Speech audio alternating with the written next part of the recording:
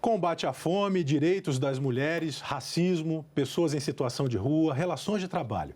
Temas variados que fazem parte do dia a dia da Comissão de Direitos Humanos do Senado. E aqui ao meu lado está o senador pelo Rio Grande do Sul, Paulo Paim, que presidiu a comissão entre 2023 e 2024. Seja bem-vindo, senador. Obrigado pela sua presença aqui na TV Senado. Eu que agradeço, Tiago, essa oportunidade de falar de um tema que norteou a minha vida de moleque até vice-presidente do Senado, que eu fui na época do Sarney, né? Que é as políticas humanitárias. Eu tenho muito orgulho de dizer que sempre botei as causas em primeiro lugar. Eu sempre digo que um homem ou uma mulher que não entendeu ainda quais são as causas da sua vida, ele não conheceu e não saberá nunca a importância da vida com dignidade para todos. Certo. O senhor, durante a sua, digamos assim, sua experiência política aqui no Senado, presidiu por várias vezes já a Comissão de Direitos Humanos. Nesse período, o senhor vê alguma evolução nos direitos humanos no Brasil? Olha, avançamos, com certeza avançamos. Eu gostaria até que fosse muito mais, mas dentro dos limites de um Congresso sempre que a oposição e a situação tem um embate muito duro, né? Não é fácil para você aprovar. Eu até, durante esse período que estou no Congresso, né, em Câmara e Senado, eu aprovei em torno de 100 leis, apresentei mais de 1.000, né? Mas apresentei mais de 1.000 para chegar a 100, e algumas, inclusive, foram construídas em parceria com o governo, né? Eu diria que nesse momento da vida nacional, nós temos que ter muito cuidado, né, para não ficar nessa política de nós e eles, né? A política do ódio que é pregado, isso leva as pessoas, inclusive, a esses massacres de criança e adolescente em alguns estabelecimentos de ensino, né, em colégios, como já aconteceu. Então, eu acho fundamental que política de direitos humanos tem que ser contra a violência, defender a democracia, defender as políticas que realmente beneficiem o nosso povo. Eu sou muito apaixonado pela chamada Frente Ampla pelo Brasil. É uma proposta que eu venho trabalhando há muitos e muitos anos. Cheguei a registrar um estatuto mais ou menos nesse sentido. Mas o que é a Frente Ampla pelo Brasil? É defender qualidade de vida para todos. E por isso que eu tenho pautado a minha atuação. Tivemos recentemente um debate lá sobre feminicídio, né? A maioria que estavam lá como painelistas são aqueles que não têm uma visão clara do que significa. Mas se você vai para qualquer estatística séria, você vai ver que 90% dos assassinatos em relação às mulheres são feitos por homens. Ou o ex-companheiro, ou um outro que cria um problema, ou outro e acaba com uma facilidade atirando, matando, ou arma branca ou arma de fogo às mulheres. Então, nós temos que fazer uma campanha, e o governo tem lançado recentemente, pela ministra das Mulheres, uma campanha para salvar a vida das mulheres. E eu cito um colega meu do Rio Grande do Sul, porque ele fez um grande movimento. Se chama Edgar Preto, foi ex-deputado, hoje ele não é deputado. Ele lançou a campanha nacional dos homens contra a violência à mulher. Porque senão dá a impressão que só as mulheres têm que defender. Não. Homens que têm compromisso com a vida, com a seriedade, a qualidade de vida de todos, eles têm que estar na linha de frente, combatendo a violência contra as mulheres. Inclusive, os senhores aprovaram na Comissão de Direitos Humanos aqui do Senado a medalha Laço Branco, que é justamente para reconhecer por parte do Senado esses homens que trabalham também contra a violência que as mulheres sofrem, né? Eu queria que o senhor falasse muito bem lembrado, muito bem lembrado. Eu mesmo usei o lacinho. Eu não queria nem tirar no fim do mês, mas Painha, só nesse mês, agora no outro. Mas eu posso andar com o lacinho junto, né? Mas daí entender que eu tinha que tirar. Conselho que eu recebi dos assessores mais próximos, né? Porque, de fato, é uma covardia a forma como muitos e muitos homens tratam as suas companheiras, as suas mulheres, que é um absurdo. Eu nem gosto muito de dizer a minha mulher, é minha companheira, é uma lutadora. Eu tenho que dividir, inclusive, a atividade do lar, das crianças, e aí eu já falo de netos, porque tenho netos já, né? Ajudar a qualidade de vida do âmbito da própria família. E a questão do laço branco vai nesse sentido.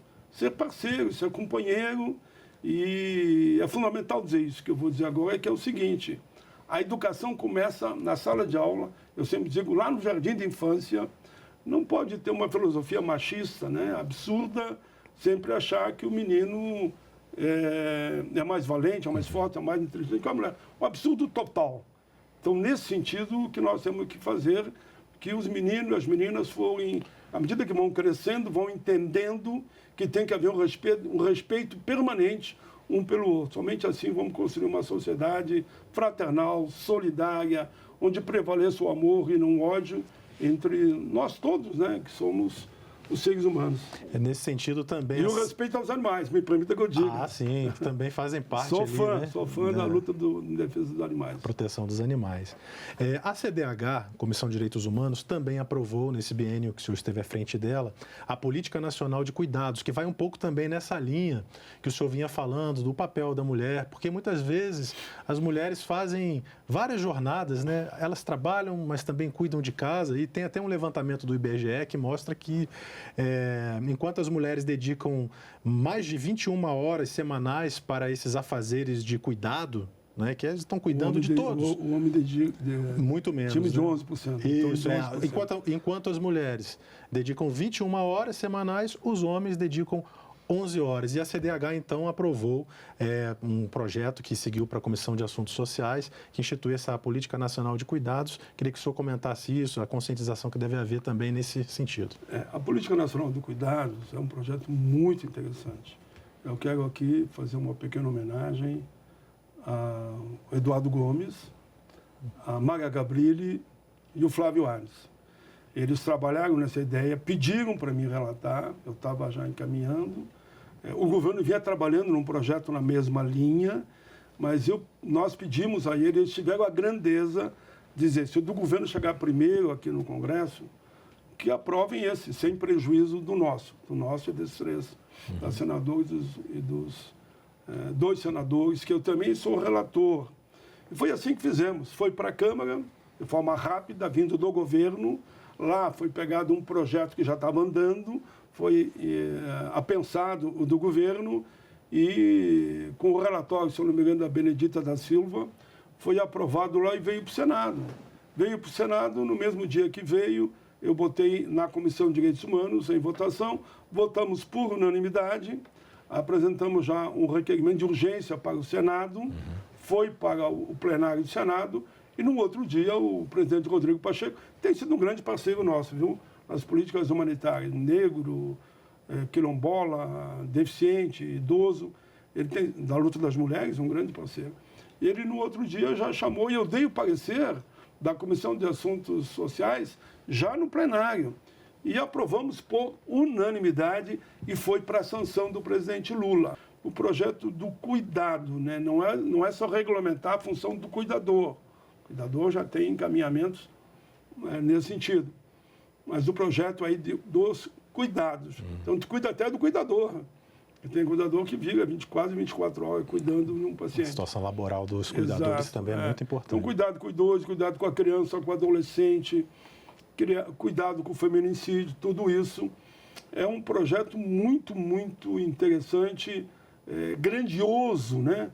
Que visa melhorar a vida das pessoas, né? E o governo fará todo o empenho possível e imaginável. Eu tive com a ministra recentemente das Mulheres e também da Saúde. A Macaé e a Anísia. E a Anísia, a Macaé também, que é dos direitos humanos, né? E tive também com a Saúde e também... Enfim, são 3, 4 ministérios que trabalharam muito nesse sentido. Eu estou lembrando das últimas duas que eu estive com elas, uma no plenário e outra na comissão. E elas são empolgadas, as mulheres, vejo sempre as mulheres, né? E as pessoas não entendem a importância das mulheres. Oxalá tivesse mais mulheres aqui no Senado, mais mulheres na Câmara, mais mulheres no Executivo, mais mulheres ajudando a liderar e a conduzir esse país. E esse projeto vai nessa linha. Foi a sensibilidade, principalmente delas, e claro, eu citei aqui, e outros homens comprometidos. Eu faço parte da Frente Nacional dos Homens contra a Violência às Mulheres. Perguntaram numa audiência se eu tenho lado. Claro que eu tenho lado, não tenho dúvida nenhuma. Sou contra a violência contra as mulheres E acho que quem age dessa forma tem mais que responder com a dureza da lei. Agora, outra vulnerabilidade grande que existe no Brasil é a questão das pessoas em situação de rua. E a CDH também trabalhou nesse sentido, aprovando um projeto que cria a política nacional para a população em situação de rua. Já existe uma política, mas é um incremento que os senhores aqui no Congresso estão tentando dar. Só para o nosso telespectador ter uma noção, dados do IPEA mostram que entre 2019 e 2022, portanto a pandemia aí no meio, cresceu em 38% o número, né, de pessoas em situação de rua e por esse número do IPEA, o Brasil tem quase 300 mil pessoas nessa situação. E realmente, basta em qualquer cidade, até mesmo cidade média, você consegue enxergar essas pessoas que, por outro lado, nem sempre conseguem ter acesso a direitos. Queria que o senhor comentasse sobre essa parcela da população. Eu quero dar o exemplo que você deu. Qualquer um de nós, não adianta dizer que não tem mais pessoas em situação de rua. Como não tem? Pegue o carro e anda aqui em Brasília mesmo. O que é que eu diga o Rio Grande do Sul? O que é que eu diga São Paulo? O que é que eu diga o Rio de Janeiro? O que é que eu diga Bahia? As pessoas, infelizmente, eu acho até que mais de 300 mil, viu? Na minha avaliação, a questão do olho, botar o olho no dia a dia. Eu aqui em Brasília, seguido, quando eu saio de carro, eu paro numa sinaleira, aparece um cidadão, um homem, uma mulher, inclusive com o filho do lado, pedindo ali, por amor de Deus, qualquer coisa, como eles dizem, R$5, R$10, qualquer valor nos ajuda para comprar o pão, comprar o leite, né? E aquela criança acompanhando. Essa é uma realidade. Quantas vezes a gente não vê, porque eu acabo viajando um pouco o Brasil, porque eu acho que para fazer leis você tem que fazer debate nos estados. Fiz isso muitas e muitas vezes, fui 2 vezes a todos os estados, botei na minha lista 27 estados, e fui para esse debate. A política dos moradores de ruas já é o segundo projeto que eu relato, mas todos com o mesmo objetivo, eles se completam. As pessoas em situação de rua têm que ser vistas como seres humanos, não pode ser visto como se eles não fossem invisíveis. Quem quiser que ache que eles são invisíveis, o que eu vou fazer? Mas é um crime considerar a população de rua como invisíveis. Eles têm que ter os direitos básicos mínimos, fazer alimentação, sejam recolhidos para dormir. Sei que tem muitos lugares no Brasil que tem esses espaços, né, físicos, como tem os restaurantes chamados populares, né, que você consegue comprar a comida ali por R$1. Então, tudo isso tem que ser visto com o maior carinho, com o maior respeito, a questão da educação deles, a questão da saúde deles. Nós temos que recuperar eles para o caminhar de todos nós. Não dá para olhar e fez de conta que não viu. Essa política vem nesse sentido. Questão da dignidade humana, né? Agora, senador, em 2024 também outro debate muito interessante e necessário foi a questão das cotas no serviço público, nos concursos, cotas nos concursos públicos. Né? Quer dizer, havia já uma lei que garantia essas cotas. 10 anos atrás. Exatamente. Se eu puder explicar um pouquinho e o que os senhores fizeram em 2024 para garantir aí a continuidade. A lei de cota no serviço público ela tem 10 anos, não foi inventada agora. O que eu fiz?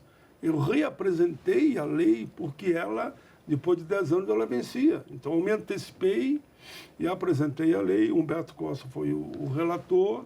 O governo participou ativamente junto nessa construção coletiva. Eu trabalhei junto com o Humberto Costa. O mais importante ali foi nós ter mudado de 20% para 30% de espaço para o serviço público para negros e negras, né? Principalmente, mas claro, ali você adapta a questão quilombola, indígenas, enfim, para que esse espaço seja aprimorado. O que aconteceu? Vou resumir a resposta, né? Como não era nenhuma novidade, houve um debate duro aqui no Senado, é normal o debate, eu respeito quem pensa a diferença, mas aprovamos de 20% para 30%. E também garantimos ali que a revisão seria de 10 em 10 anos. E também garantimos ali a comissão de identificação, né? Étnicos, raciais, para que quando o cara se habilita, ele tem que provar para alguém se ele é ou não naquele setor considerado mais vulnerável pelo preconceito, principalmente contra negros e negras, que aí depois podemos desdobrar em quilombola, enfim. Mas o que aconteceu na Câmara? A Câmara acabou. Onde era 10 anos a revisão, ela passou para 5 anos. E acabou com as comissões étnicas raciais para que fosse identificado quem realmente faz jus àquela política de cota, né? É muito lamentável. Eu disse publicamente, repito, foi um retrocesso. Eu espero que voltou para o Senado agora, que o Senado altere e garanta de novo que a lei poderá ser revista de 10 em 10 anos. Porque 5 anos passa muito ligeiro, não dá nem para você fazer uma análise correta e adequada de uma política pública, né? Tão importante quanto essa. Por isso estamos trabalhando, principalmente nesses 2 recuos que a Câmara acabou votando, né? Não é o termo correto para mim, é esse retrocesso que veio da Câmara nessas 2 questões. Eu espero que o Senado mantenha o projeto original, que foi amplamente negociado com os senadores e senadoras aqui no Senado. Todo mundo trabalhou para que o projeto fosse para lá redondinho. Queríamos que fosse votado e fosse para a sanção do presidente da República. Felizmente, eu tenho que dar um destaque para o ministro Supremo do Tribunal, o ex-senador Flávio Dino. Eu chamo ele de Dino, né? Mas é o ministro Dino. E ele disse o seguinte, olha, tudo bem, se vocês não querem aprovar, vai valer a lei atual até que seja aprovada. Já venceu. A história dos 10 anos já avançou. Vencia, na verdade, ali por volta de mês de julho. Isso, junho de 2024. Foi julho mesmo, me lembrando aqui também. Julho, venceu. E daí, como a Câmara não votava, eles, tudo bem, não quer votar, não vote. Agora, a lei vai continuar em vigor de acordo com como é hoje. Daí, felizmente, chegamos ao ponto que ela foi votada. Só que votaram com esse retrocesso. E é importante, tu perguntou alguma informação mais detalhada. O que eu posso dizer que a política de cotas no Brasil, tanto na universidade como no serviço público, que nós tínhamos ali em torno de 15%, na universidade ficava em 10%, onde não tinha política de cota, que também eu fui o relator da política de cota aqui no Congresso. E no serviço público podia ficar em torno de 20%. Agora ultrapassou 50%, tanto numa como na outra. Certo. Então isso mostra que a política de cota veio para fazer justiça social e para permitir que tu não entre numa universidade, como eu dei um exemplo outro dia, veio um presidente da República do continente africano, veio para o Brasil, foi fazer uma palestra na universidade. Diz que ele disse lá dentro, olhou, mas por que não tem negros aqui? Por que só tem brancos, não tem negros? Isso faz tempo já que ele veio, né? Há muito tempo. E depois, de lá para cá, com a graça à política de cota... Hoje o panorama já é diferente. Hoje mudou, felizmente, né? E alguém me pergunta, mas nos Estados Unidos não tem mais política de cota? Sim, mas teve 50 anos. Eu nem quero que tenha que esperar 50 anos para ter espaços iguais dentro de uma universidade de negros, brancos, indígenas, na proporção, naturalmente, né, da população e, inclusive, pessoas com deficiência. Certo. Agora vamos passar para um outro tema, senador, que é a questão aí dos direitos humanos, da atuação policial, câmeras nos policiais, sim ou não, porque todos os dias ocorrem aí situações em que essa polêmica vem à tona. Será que o policial abusou da autoridade dele? Outro dia mesmo, um rapaz, né, foi arremessado de uma ponte. Eu queria que o senhor comentasse o que se pode fazer aqui no Congresso para tentar avançar nesse debate de delimitar aí essas questões da violência policial com a segurança pública. Olha, é um assunto muito interessante. Eu venho tratando disso já há algumas décadas. Eu me lembro aqui do Major Olímpio, lembra? Lembro. Eu apresentei um projeto aqui no Congresso, chamada Lei da Abordagem Policial. Esse é um dos maiores problemas que as pessoas parecem que não querem ver. A abordagem policial é ver. Vamos pegar esse caso. Você me citou, porque eu vi na TV. Eu vi, o outro policial trouxe ele para conversar com o outro policial. Em questão de, acho que nem 1 minuto, ele pega o cara e atira da ponte lá embaixo. O rapaz não tinha feito nada. Nada. Eu vi porque foi filmado. Primeiro lugar, isso. Segundo, é só nós ver um outro caso também que eu vi, de uma capital, em que o rapaz foi lá e pegou, claro, era roubo, não vou fugir, pegou 4 tubinhos assim de sabão líquido, e correu. E eu sei porque eu vi na TV, né? E ele deslizou e caiu. Quando ele estava levantando, um policial que estava lá, paisana, tocou-lhe uma dezena de tiros nele. Matou um menino, bem dizer. Dá para entender? E vi aquele outro caso também, de um menino que estava no hotel, no motel, não importa que fosse, né? E deu um problema lá.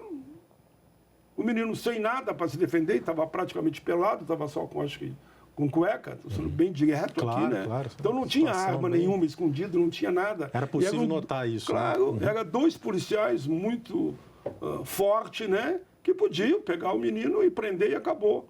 Mas mataram o menino. Apareceram atirando no menino porque o menino reage.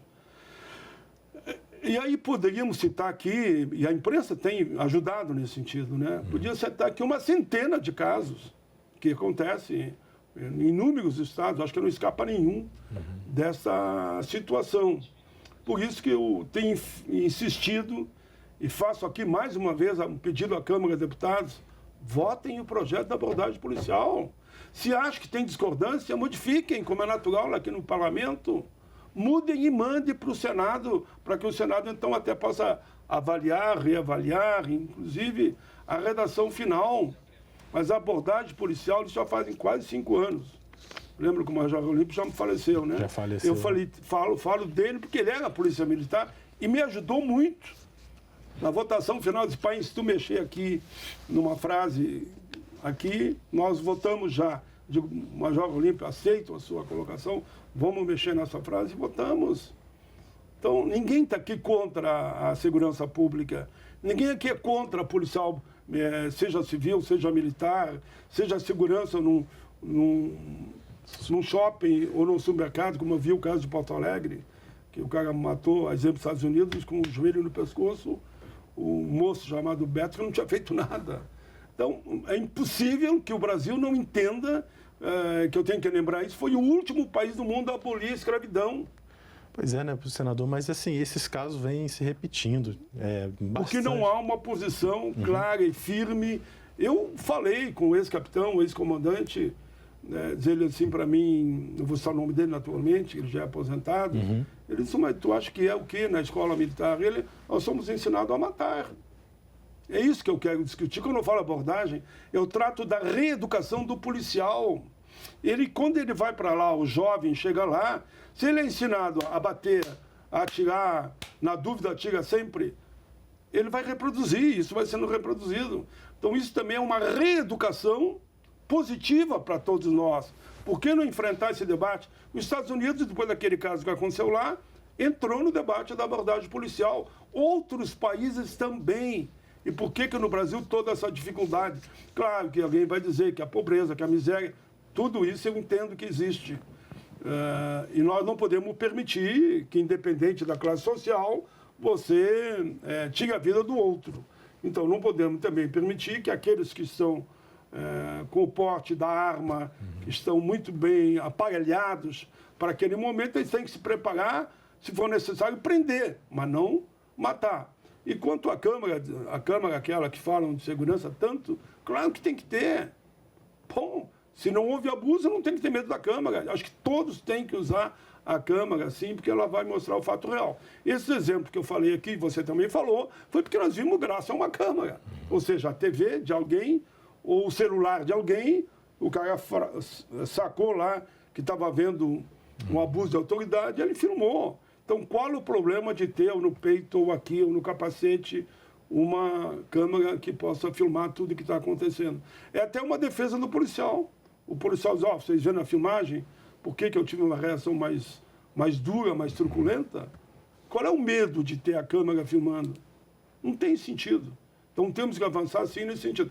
Eu acho que, com toda a crítica que eu possa fazer a esse e aquele setor, eu sei que o governador de São Paulo, que tinha posição contra a Câmara, mudou radicalmente e reconheceu que era um erro da parte dele. Eu sempre digo que quando você errou e reconhece o erro e faz um movimento imediato contra aquilo que você entendia uma tese errada, é algo que a gente tem que considerar como positivo. Tá certo, senador. Vários temas nós abarcamos aqui, da atuação da Comissão de Direitos Humanos e Legislação Participativa no nosso programa. Poderíamos fazer 3, 4 programas. Inclusive aí do Rio Grande do Sul, Isso. que é uma coisa de direitos humanos. Exatamente. E foi montada uma comissão no Congresso de 8 senadores.